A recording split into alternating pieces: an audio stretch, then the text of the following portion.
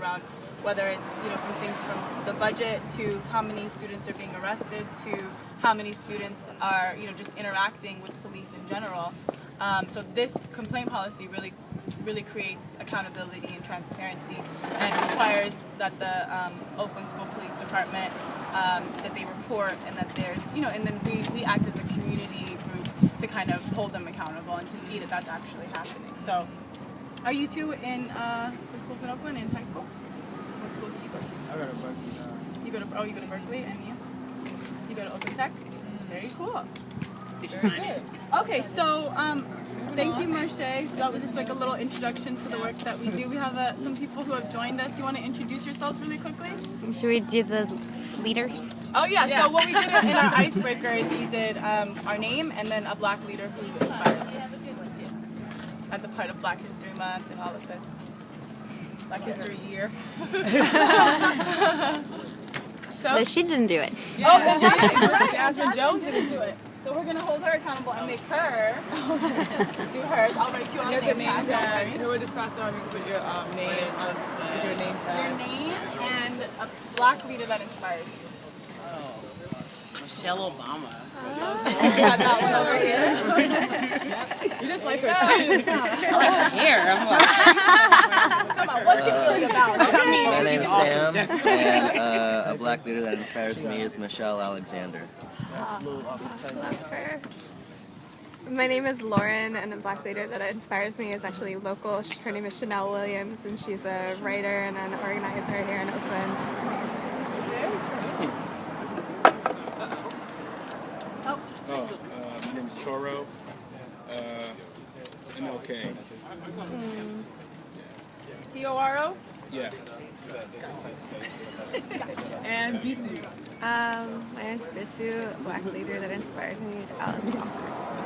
Alice Walker. Very cool. Does anyone mind that I'm recording? Not at all. Thank you for asking. Okay, so what we're going to do now, because like I said in the beginning that we're kind of, an interactive group, we want to do the community engagement, and so we want to really...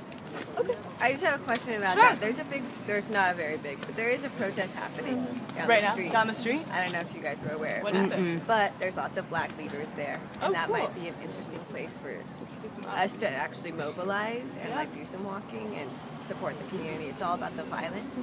Right. So I know it's not really directly necessarily related to this, but in a certain way it's showing solidarity, and there's no white people there. So it'd be great to bring some white people and show that it's not just a Black issue. Very cool. There's about 20 or 30 Black folks, Down the street. yeah, right there on whatever. Do you know what it's in response to? Is There it was a shooting at the last art night? murmur, Yeah. and it's not just that. It's like, this is a really violent Exactly. neighborhood. There was a It's shooting very- last night. There was back here, a and killing. it's not getting So any play. I personally am feeling more motivated to go to that than stay here It was because somewhere I in have my literature, neighborhood. and I feel like live it's right really there. We heard pressing it. to There was like me 5 or 6 shots. to just like show my solidarity with those folks. This just shows us after the art membership, it's that public image that that the media gives us, the perception that we're not responsible enough to handle something like art murder. Right. Shootings like this just gives them more ammo.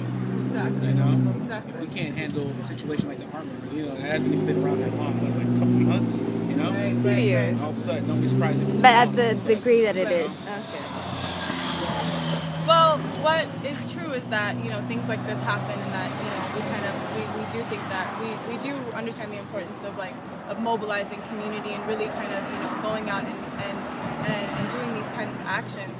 And I think for BOP, one of the things that we emphasize is that these kinds of things happen all year long, and that, all year long we have to be, educating ourselves, and we have to be engaging with the community, and that we have to be trying to, kind of do things to win systematic changes, because it's not going to happen overnight, and it's not going to happen, by just ignoring it or anything like that. So I think that, the violence that happened last night it's shameful. It's really sad, and hopefully, It's become common. To normalize that, that's what everybody's saying. Yeah. It's like, it's expected out of our community. Losing 2 or 3 young Black kids every week is normalized. right, and exactly that it's happening. It's happening all the weekly. time. So we only have a little bit of time left, but coming back to this, we're just going to do a quick little brainstorm to kind of engage everybody and kind of get a conversation going. So what we want to do is we want to ask you all and talk about what are some of the common misconceptions about Black America, about Black culture, and about Black people, maybe even Black people in Oakland specifically. I think this is a good time to talk about that.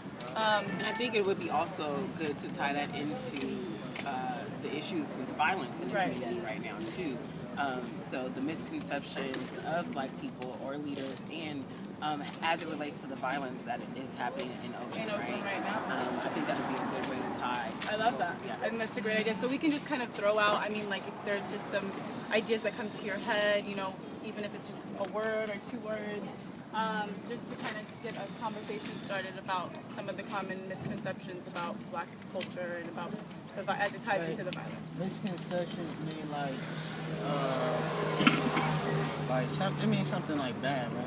So, for example, a stereotype. Okay. Exactly. Yeah. The stereotype is, I don't want to just say like a stereotype, but like a misconception. Mm-hmm. It's like they think we're always up to trouble. Beautiful. Mm-hmm. Anybody else? Reticence with the violence, that it's just accepted and that no one in the Black community cares to see any change. It's like not seeing it as a state of normalcy. Right. Cool. Anything else? I'm from back east, and there was just the school shooting in Connecticut near where I was from, and there was like such a huge media campaign about it, and it was like a big uproar, like, oh no. And I feel like you just talking about, I'm not from this area, and I'm not that aware of the issues going on here, but I feel like there's much more of a conception that that's just a part of Black culture, is there's violence, and it's just like this, people have incorporated that into their misconception, whereas like in this other white school in Connecticut, it's more of a big deal.